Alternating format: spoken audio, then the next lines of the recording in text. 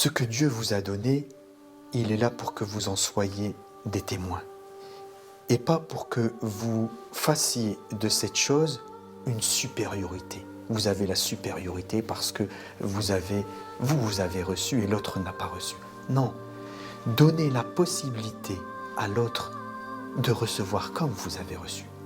Il faut que ce que nous recevons soit un prétexte pour que nous puissions amener les autres à recevoir. Bismillahirrahmanirrahim. Allahumma salli ala Muhammadin wa ali Muhammad.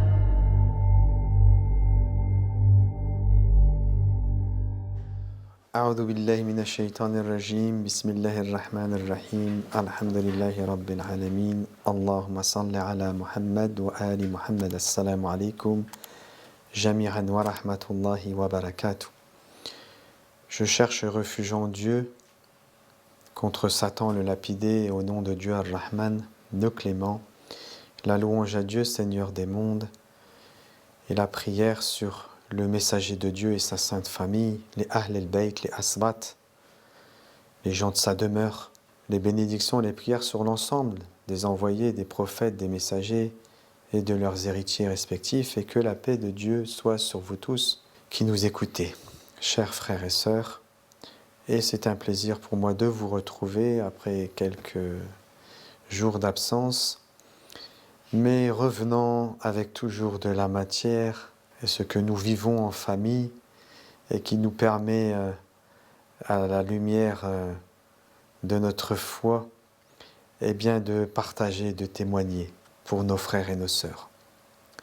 Nous sommes tous frères et sœurs dans la foi et quelle que soit notre religion, quelle que soit notre race, notre couleur, notre philosophie, notre politique, nous sommes frères en l'humanité. C'est de cette humanité dont il est question et c'est de cette humanité, ou c'est cette humanité qui est mise à l'honneur en définitive dans la religion de l'islam, dans le Saint-Coran et dans le message de tous les prophètes. En réalité, il est question de l'homme dans ce qu'il est, dans sa nature et dans son essence, au-delà de la matière. C'est de ça qu'il est question, c'est de ça dont il a toujours été question, mais que les gens sont inconscients, ils ne veulent pas rechercher l'éveil. Il me plaît de vous citer un petit exemple qui nous est cité dans le livre, et ceci est un ennemi pour nous. C'est l'inconscience. L'inconscience est un ennemi terrible. Lorsque Dieu nous interdit, il interdit aux croyants musulmans de consommer des boissons enivrantes. C'est pas pour faire beau, parce que Dieu veut simplement interdire qu'il y ait des interdits et des permissions, non, parce que ceci enlève l'éveil, enlève la conscience dans le cerveau de l'homme.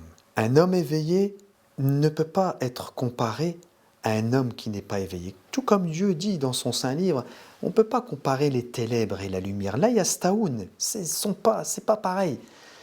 Les prophètes, ce qu'ils sont venus apporter, et ce dont ils ont témoigné, c'est de la réalité, de ce qu'est l'homme, comment il a été créé, pourquoi il a été créé, son rôle dans toute la création.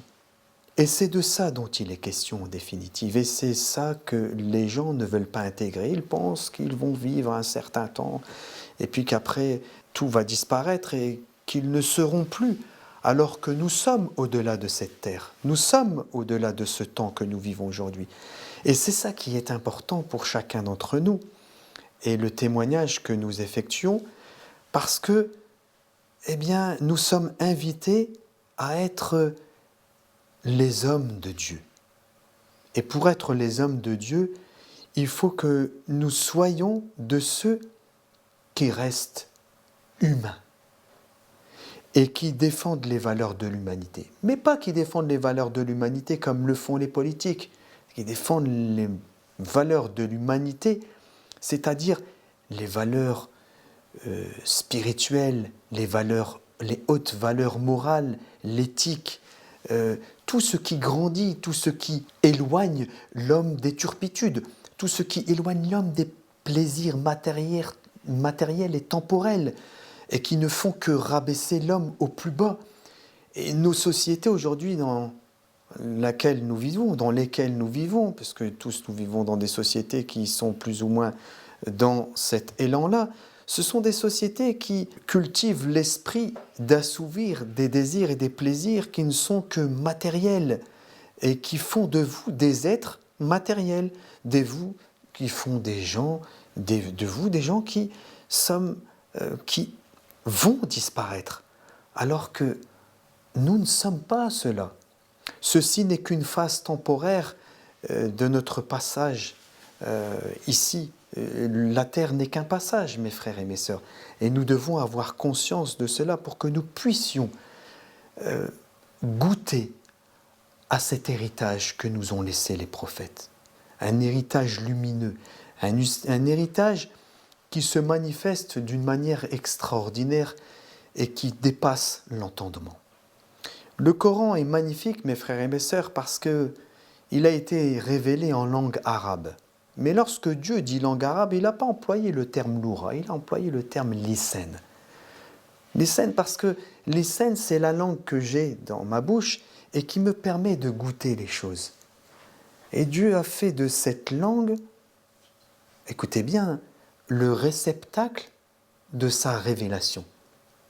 C'est-à-dire que par la langue arabe, la langue qui se goûte, je peux goûter à la spiritualité et à ce qu'il y a d'élevé et de céleste. Et c'est ça qu'il faut entendre. Si vous l'entendez en tant que langage, alors vous limitez le message de Dieu. Parce que ça voudrait dire qu'en définitive, le message s'adresse aux Arabes, puisqu'ils sont les seuls capables de comprendre la langue arabe. Mais le message s'adresse à tous. Et lorsque Dieu parle de langue arabe, il parle d'une foi qui se goûte, qui se déguste. Et pour goûter à l'islam, pour goûter à la foi, pour goûter au message des prophètes, eh bien il faut vivre ce message. Et vivre ce message, c'est s'interroger sur qui nous sommes, où nous sommes et où nous devons aller.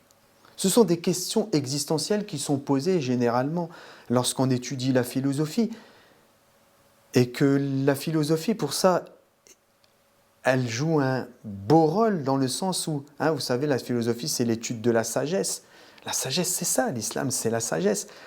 Et c'est la recherche de ce que nous sommes dans notre essence. Et c'est ça la foi. Et c'est ça que sont venus nous rappeler les prophètes. Alors le Coran nous en parle, en nous parlant des histoires qui sont dans le livre. Et ces histoires, elles se manifestent d'une certaine manière. Et lorsque nous les lisons, alors nous sommes extérieurs à ces histoires et nous ne comprenons pas vraiment où Dieu veut nous emmener. Mais avec la foi, avec le tadabbur, avec la recherche, avec l'interrogation, parce que le livre est bourré, plein d'interrogations. Presque chaque mot est une interrogation dans le livre. Les lettres sont des interrogations. Et c'est en s'interrogeant, qu'il se passe quelque chose de miraculeux. J'aime pas trop employer ce terme, puisque Dieu préfère dans son livre, au lieu de parler de miracle, il parle de signe. Et le livre devient un signe manifeste pour chacun d'entre nous. Et comment il devient un signe manifeste ? Il devient un signe manifeste lorsque je le vis et que je découvre le livre à travers la réflexion du cœur. Parce que, mes frères et mes sœurs, alors bien sûr, ceci n'est qu'un préambule, tout n'est qu'un préambule, mais tout ceci n'est qu'un préambule pour vous parler d'une histoire qui se trouve dans la sourate La Caverne, sur laquelle j'aimerais revenir avec vous. Mais il est important, mes frères et mes sœurs, de comprendre que Dieu veut nous élever, veut que nous soyons auprès de lui. Pour être auprès de lui, vous comprendrez que nous ne pouvons pas être. Si nous allons vers lui, avec cet outil qui paraît être un outil, et pour beaucoup de musulmans, ils pensent comme ça, qui paraît être l'outil par lequel je vais me rapprocher de Dieu. Cet outil, c'est le raisonnement. Hein. Je ne reviens pas sur toutes les vidéos que nous avons faites, que nous avons parlé d'Iblis, le fait que nous avons touché à cet arbre et que nous sommes conditionnés maintenant par un raisonnement, une réflexion. Mais Dieu nous a dotés d'un cerveau, Dieu nous a dotés d'un QI, si je peux le dire, Dieu nous a dotés d'un intellect, Dieu nous a dotés de certaines compétences intellectuelles. Et nous ne sommes pas tous égaux dans ces compétences intellectuelles. Mais cela ne fait pas de nous des gens qui sont plus ou moins réceptifs au message de Dieu. Ce n'est pas notre intellectualité ou notre intellect qui va faire que je vais être plus réceptif au message de Dieu. Parce que Dieu s'adresse au cœur de l'homme. Et c'est pour ça qu'il y a un verset du Coran qui dit « N'ont-ils pas des cœurs avec lesquels ils réfléchissent ?» Ya'qilun. Parce que l'outil de la réflexion, ça n'est pas le cerveau.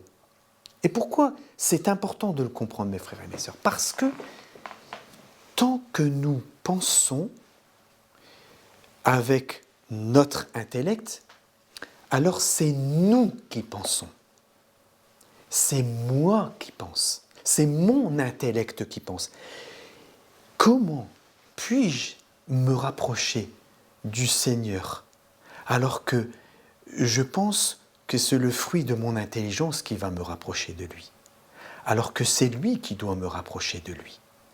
La seule méthode que nous avons pour que ce ne soit pas nous qui nous rapprochons de lui, mais lui qui nous rapproche de lui, eh bien, il faut que nous soyons des gens qui suivent la révélation. Et suivre la révélation, c'est comprendre que le livre, aujourd'hui encore, il se révèle. Et il nous parle. Et il parle à notre conscience, à la conscience des éveillés. Et si nous avons ce paramètre-là, alors nous pouvons aller librement vers Dieu. Mais tant que nous sommes enchaînés à notre intellect, nous ne sommes pas libres. Nous ne pouvons pas recevoir de Dieu, parce que c'est nous qui pensons, alors que nous devons le laisser lui faire et nous inspirer. Et dans cette conscience de l'inspiration que nous avons beaucoup développée ensemble, et du refus de l'intellect dans le sens où il devient un voile pour me rapprocher de Dieu, eh bien il y a une histoire dans le Coran qui se trouve dans la sourate La Caverne. Alors comme vous le savez, nous avons beaucoup développé cette histoire, ces histoires qui se trouvent dans la sourate La Caverne. Tout le Coran parle de la fin des temps, mais la sourate La Caverne, elle va dire, on va dire, avec ce que le prophète nous a dit de cette sourate, que nous devions lire les 10 premiers versets, les 10 derniers, pour nous protéger du Dajjal. Nous savons que le Dajjal, il vient à la fin des temps. Et que donc cette sourate a un lien intime encore plus que les autres avec cette fin des temps. Et donc cette sourate La Caverne, elle est parsemée d'histoires et de paraboles. Et l'une de ces paraboles, c'est l'histoire des 2 jardins, dont je vais vous citer justement un verset qui est interpellant et qui, Inch'Allah, avec la permission de Dieu, va nous permettre à chacun de nous libérer. بعد أعوذ بالله من الشيطان الرجيم ولو لا إذ دخلت جنتك قلت ما شاء الله لا قوة إلا بالله إن ترني أنا أقل منك مالا وولدا. Si seulement, je le traduis ainsi, en entrant dans ton jardin, que ne dis-tu? Telle est la volonté de Dieu ou la grâce de Dieu. Il n'y a de puissance ou de force que par Dieu. Si tu me vois moins pourvu que toi en bien et en enfant. Pourquoi cette histoire est importante, mes frères et mes sœurs? Cette histoire qui se place juste avant l'histoire de Moïse et du Abd Salih. Donc cette histoire est un préambule pour que nous puissions aller plus loin dans cette sourate. Alors bien sûr, avant ça, il y a l'histoire des gens de la caverne. Leur retrait, l'amour qu'ils avaient pour Dieu, ils s'étaient éloignés de l'idolâtrie, etc., etc., etc. Et lorsque nous vivons cette conscience qui a été vécue par les gens de la caverne, nous découvrons une réalité qui dépasse l'entendement et qui, si nous l'alimentons par une personnalité et un moi, eh bien risque de ne pas nous profiter. Et c'est pour ça que, comme intercalaire entre l'histoire de Moïse avec l'Abd Saleh et l'histoire des gens de la caverne, eh bien Dieu nous met une parabole et il dit que c'est une parabole. Il dit « mathal ». Donc je vais vous prendre en exemple l'histoire de deux hommes et d'un jardin. Et l'un de ces deux hommes, il a un jardin magnifique. Et tous, bien sûr, que Dieu lui a donné ce jardin. Et l'autre, il a moins. Et il n'a pas autant d'enfants, il n'a pas autant de choses, etc. Et celui qui a pense que c'est le fruit de ses efforts. Et en pensant que c'est le fruit de ses efforts, il oublie Dieu. Et en oubliant Dieu, il oublie qu'il y a un terme à ce qu'il est en train de vivre. Et que si Dieu veut, eh bien il peut rendre son jardin aride et qu'il n'y ait plus rien, et que tout disparaisse. Et ceci est une parabole terrible pour nous, mes frères et mes sœurs. Parce que si nous sommes des gens qui recherchons la proximité de Dieu, si nous sommes des gens qui recherchons à être les serviteurs de Dieu, si nous sommes des gens qui désirons profondément être dans le giron de Dieu, être la manifestation de ce qu'il veut pour ce serviteur, la manifestation, je ne peux pas dire mieux que ça, la manifestation de sa volonté.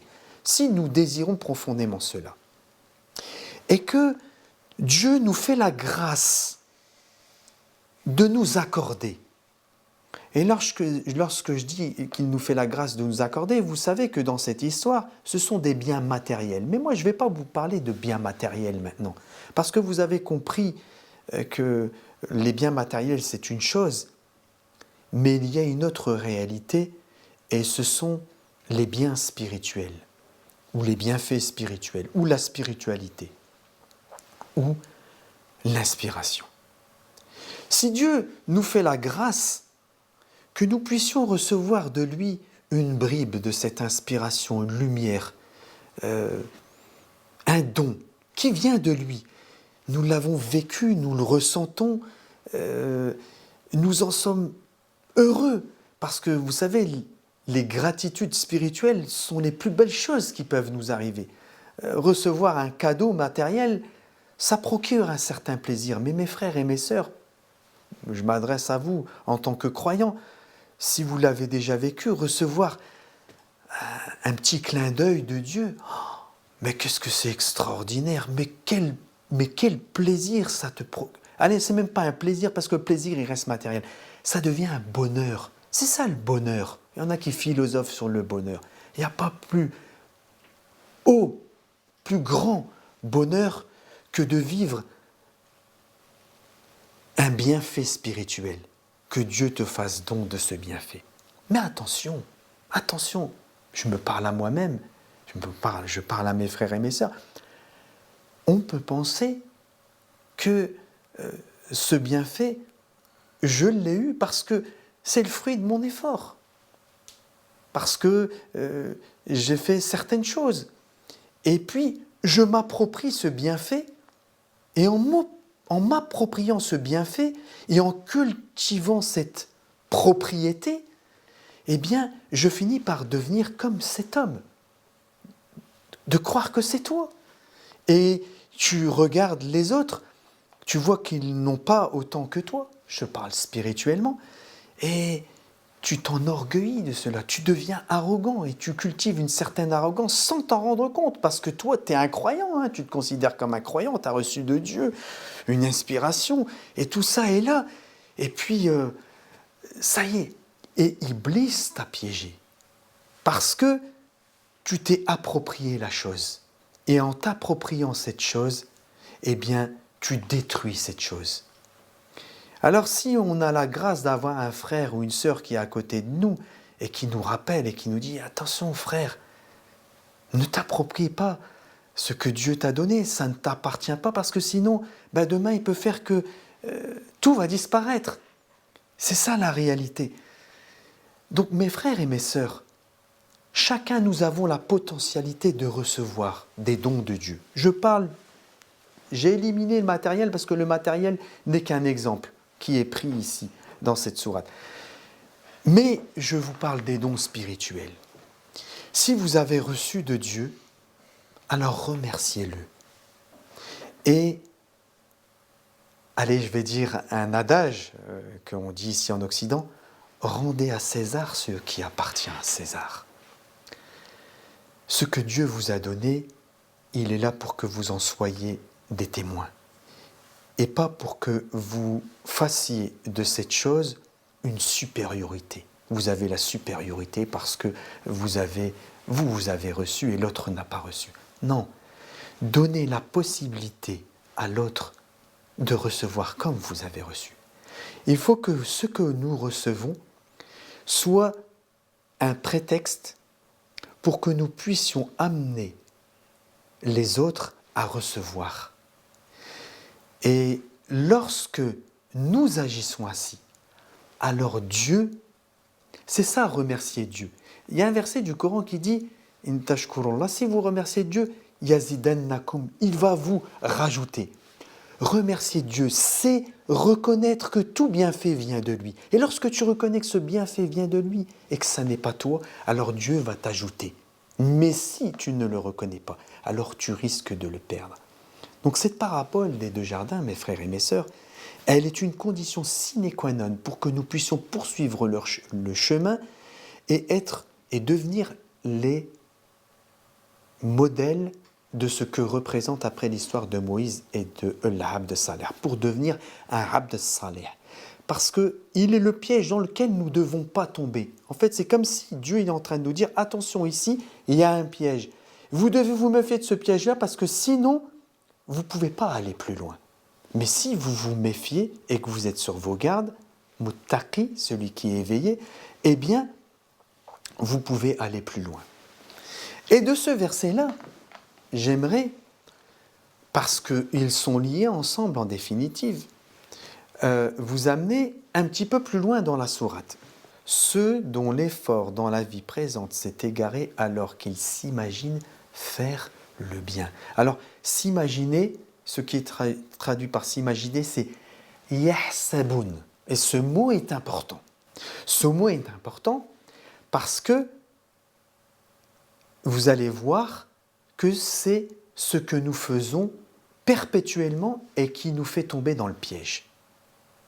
C'est que nous regardons les choses avec un hisab, yahsab, avec un raisonnement. Et tant que nous regardons les choses avec un raisonnement, nous ne voyons pas les choses clairement. Nous voyons les choses brouillées. Et ça nous renvoie aussi à autre chose. Peut-être que je l'aborderai là, ou peut-être dans une future vidéo, mais ça nous fait revenir à l'histoire qui vient après encore dans dans la sourate La Caverne. C'est la dernière histoire, c'est l'histoire de Dhul Qarnayn et des 3 voyages. Et de ce premier peuple qui vit auprès d'une eau qui est brouillée, bouillante, brouillée. Ils ne peuvent pas distinguer les choses clairement. Pourquoi ? Parce que yahsaboun. Donc, tant que tu es dans le raisonnement, yahsab, dans le calcul, eh bien, tu ne peux pas voir les choses telles qu'elles sont. Et c'est un très, très, très grand piège pour nous, pour les croyants, mes frères et mes sœurs. Ça s'adresse à moi en premier lieu.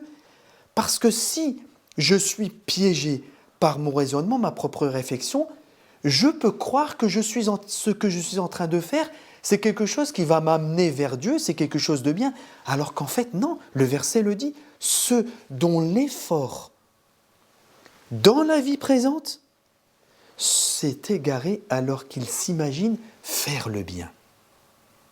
Donc nous devons demander à Dieu d'être inspirés par lui pour que nous ne tombions pas dans le raisonnement qui ne me permet pas de voir la réalité ou les réalités.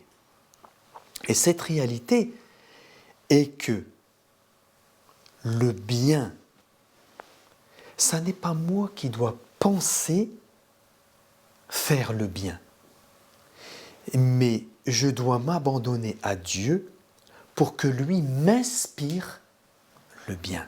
C'est complètement différent. Dans le premier cas, je viens avec mon intelligence et mon raisonnement parce que je pense que c'est bien de faire comme ça, je vais donner l'aumône à telle personne parce que le livre me le recommande et puis que j'ai pensé, j'ai calculé, j'ai réfléchi, j'ai raisonné. Mais il y a une autre méthode, c'est Dieu m'a inspiré dans mon cœur une action et un signe qui se manifeste dans ma vie et que je mets en acte ce signe. Là, ça n'est plus le produit de mon raisonnement, c'est le produit de la manifestation de l'inspiration à travers un signe. Et c'est complètement différent. Et quand vous le vivez, ça, c'est simple, il y a un verset du Coran qui parle des gens qui sont vraiment proches du livre de Dieu. Et il dit que leurs poils se hérissent lorsqu'ils lisent les versets. Mais lire, c'est le premier degré. Le deuxième degré, ou le degré supérieur, c'est lorsqu'ils vivent le signe. Ils ont été inspirés. Le signe leur a parlé. C'est cet état-là, lorsque vous êtes dans cet état-là, vous savez que ça vient de Dieu. Mais si vous n'êtes pas dans cet état-là, c'est que c'était le produit de votre raisonnement. Et donc, si c'est le produit de votre raisonnement, c'est « yahsabuna yuhsinuna sun'a ». Je pensais faire un bien. En fin de compte, je ne faisais pas un bien. Parce que ce bien ne m'était pas inspiré par Dieu. C'est moi qui l'ai réfléchi. C'est complètement différent. Alors je sais, c'est subtil à comprendre. Mais c'est tellement important, tellement fort, parce que nous pouvons tous tomber dans son piège. Et le pire, mes frères et mes sœurs, c'est le verset qui suit. Ceux-là, c'est-à-dire ceux qui ont suivi un raisonnement pour faire le bien, ceux-là qui ont nié les signes. Alors il dit qui ont nié les signes. Pourquoi ils ont nié les signes? C'était des gens qui lisaient les signes, qui voyaient les signes, mais ils n'ont pas vécu les signes. Ils n'ont pas été inspirés par les signes. Ils n'ont pas goûté les signes. Donc, ceux-là qui ont nié les signes de leur Seigneur, ainsi que sa rencontre, leurs actions donc sont vaines. Nous ne leur assignerons pas de poids au jour de la résurrection. Vous vous rendez compte? Faire quelque chose, penser que c'est une bonne chose, et en fin de compte, cette chose ne m'a rien donné.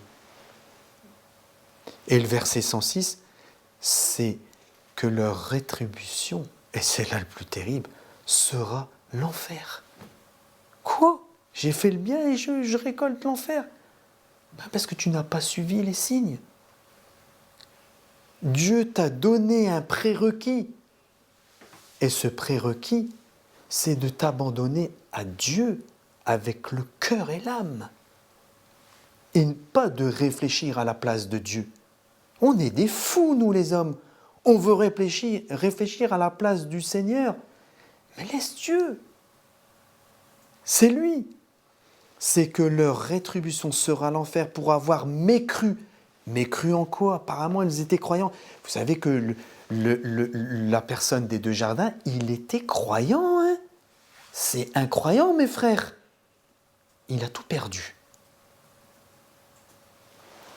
C'est que leur rétribution sera l'enfer pour avoir mécru et pris en raillerie mes signes et mes messagers. Mes frères et mes sœurs, si nous n'avons pas la conscience de ce que représente le messager, les envoyés, alors nous n'avons pas reconnu les messagers. Si verbalement, Noé il est venu, il a fait un bateau, il a construit. C'est de l'histoire ça, tout le monde peut croire à cette histoire. Il suffit de l'apprendre à l'école, on m'a dit que Noé il a fait ça, et puis Abraham il a fait ça. Et j'y crois. Mais j'y crois, comment j'y crois? Avec le raisonnement? Ça ne suffit pas, mes frères et mes sœurs. Parce que si vous le faites ainsi, vous n'avez pas reconnu les messagers, vous n'avez pas reconnu les prophètes. Pour les reconnaître, il faut avoir reçu de leur lumière, reçu de la lumière de l'inspiration et de la révélation. Là, vous reconnaissez les envoyés, vous reconnaissez les prophètes. Et reconnaître Jésus, comment pourrions-nous aujourd'hui reconnaître Jésus? Comment aujourd'hui pourrions-nous reconnaître l'imam al-Mahdi? Et que Dieu nous permette, par sa grâce, parce que ce n'est que par sa grâce, de pouvoir être au moins les compagnons de leurs compagnons. Nous ne pouvons les reconnaître par un raisonnement, mes frères et mes sœurs. Nous ne pouvons les reconnaître, nous pouvons plutôt les reconnaître qu'avec le langage de l'amour et du cœur. Le cœur qui vibre et que les poils de la peau se hérissent lorsque je lis les signes et qu'ils deviennent une manifestation vivante dans ma vie. Et qu'ainsi, je deviens un être qui s'est libéré du raisonnement. Alors, qu'est-ce que tu dois dire lorsque tu t'es libéré et que tu vois que tu risques de tomber dans une forme d'égoïsme, une forme d'ego? Rappelle-toi, la quwwata illa billah, il n'y a de force qu'en Dieu. Rappelle-toi, c'est lui qui t'a donné. Rappelle-toi, c'est lui qui te parle. C'est lui qui t'a fait une grâce. C'est lui qui t'a fait une bénédiction. Nul autre que lui. Si nous sommes ainsi, mes frères et mes sœurs, alors ce dont nous sommes en train de témoigner en famille pour vous, parce que le futur c'est ça, eh bien, vous allez pouvoir tenir le cap. C'est pas facile, je vous assure, mes frères et mes sœurs, c'est pas facile. Être inspiré et tenir le cap, il n'y a que les grands hommes qui peuvent le faire. Mais c'est ça le futur de l'homme. Ce sont les hommes qui sont inspirés par Dieu. C'est ça le futur avec Dhul Qarnayn. C'est ça le futur avec Isa ibn Maryam. C'est ça le futur avec Al-Mahdi, fils de Fatima. Le futur des gens qui sont inspirés. Allez, je vais terminer avec une chose. Nous avons à la fin des temps un combat ultime, une lutte ultime.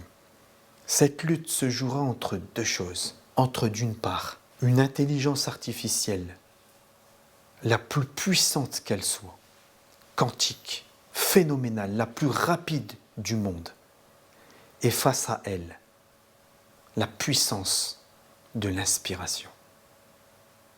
C'est ça le combat demain. Et mes frères et mes sœurs, ce combat est perdu d'avance pour l'intelligence artificielle. Et peut-être même qu'on pourra dans le futur vous dire autre chose.